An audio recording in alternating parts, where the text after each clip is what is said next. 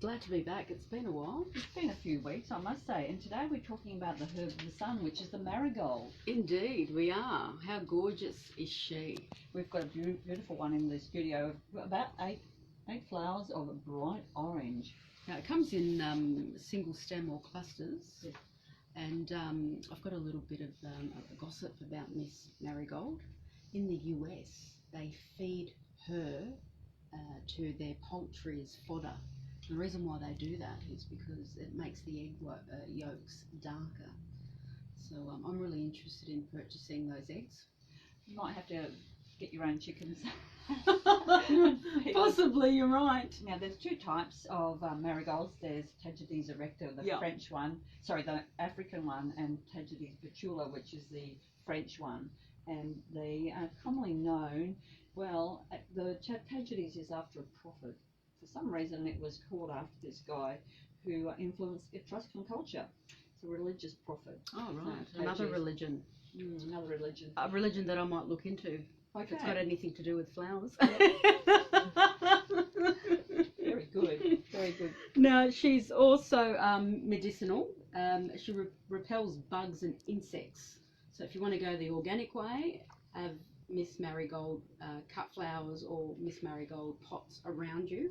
Now, it also reduces symptoms of stomach cramps and spasms, and it reduces free radical damage and inflammation, just to name a few. Is that if you make a tea from the leaves or flowers or something? Yes, correct, because you can dry her. Yes. And the reason why I'm saying repeatedly her, because she is female. That's right. She comes from seed.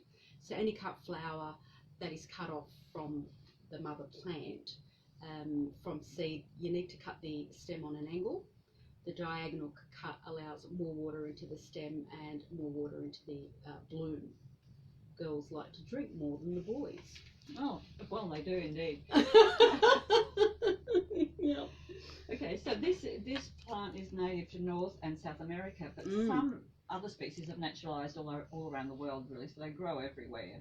50 species, in fact. There is quite a lot, yes. And three that we mainly talk about, you know, the French and the African. And yeah. Now, you can also eat it. Oh, the flowers, of course. You can eat the flower head and the leaves. Makes wonderful. It's wonderful in a salad. Yeah. Very spicy. So if you're into that sort of peppery, look into it. Yeah. Now apparently it's used in weddings as decorative pieces, so that's an excellent choice for beauty and freshness. Is that right? Yeah. That's right. I've done a lot of weddings with. Okay. Yeah. With marigolds. Yeah. Indians love it. Of course. Yeah. So that's the culture predominantly that I've worked with that celebrates it more than any other culture. Now it's a pretty hardy cut plant, and it withstands very hot temperatures. So if you want to enjoy it in the kitchen and you cook a lot, this is certainly the cut flower to have around you, and she won't faint on you. Now, marigolds played a very big role when it came to culture for the Aztec people. But by the 1500s, the Spaniards took the native marigold seed and then introduced it into their culture. So she certainly got around. Now, the reason why she was so popular with the Aztec people is because when you look closely at the bloom, it represents the sun. Oh, that's why it's called herb of the sun, of course. Yeah, Okay. That's the nickname. Yeah, indeed. It is. And look, it's easy to grow from seed as well. So if you want to grow from seed, why not do it now? And it's an annual. It's an annual, yes. As well. Yeah, but it self-seeds readily. So if you plant a few of these in the garden, when the flower's about to die, they'll drop the seed around, and it's not invasive at all. But if you have marigolds in the garden for quite a while.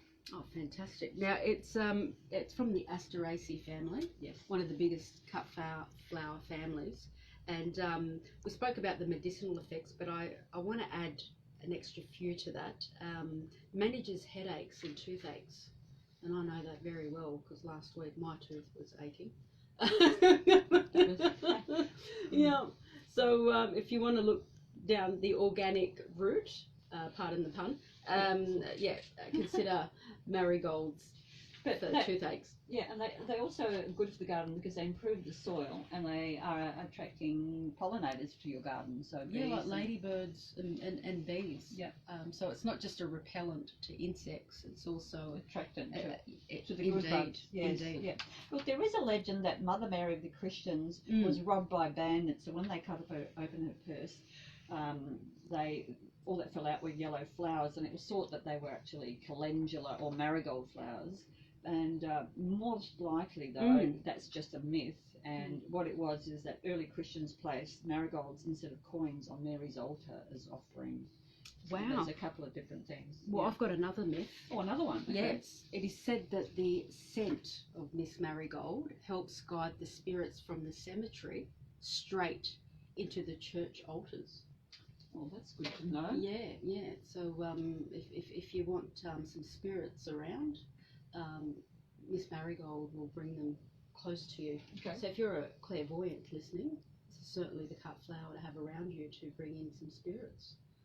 Oh, if excellent. you're talking to the dead. So do you think it's a good cut flower to have on a person's grave? Oh, indeed. Yeah. I mean, if you Mother's Day. So if you're thinking Mother's Day is this Sunday.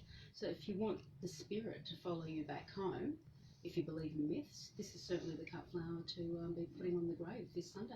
Okay, all right, that's excellent. All right, and do you have any? It's no saints or no birth flower. No, unfortunately, no, didn't make the list. Poor thing. I think she's too busy chasing spirits. Well, as I mentioned, the one we've got in the studio is got orange, but there are so many multicoloured ones. They tend to be in the yellow, orange, reddy spectrum of the colour of the flowers.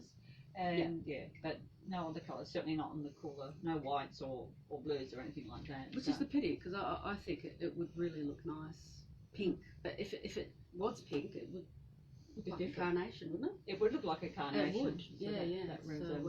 So carnations don't come in orange. No, they don't. So you have to have marigolds if you want orange. Yeah, indeed. So we've got to keep them separate.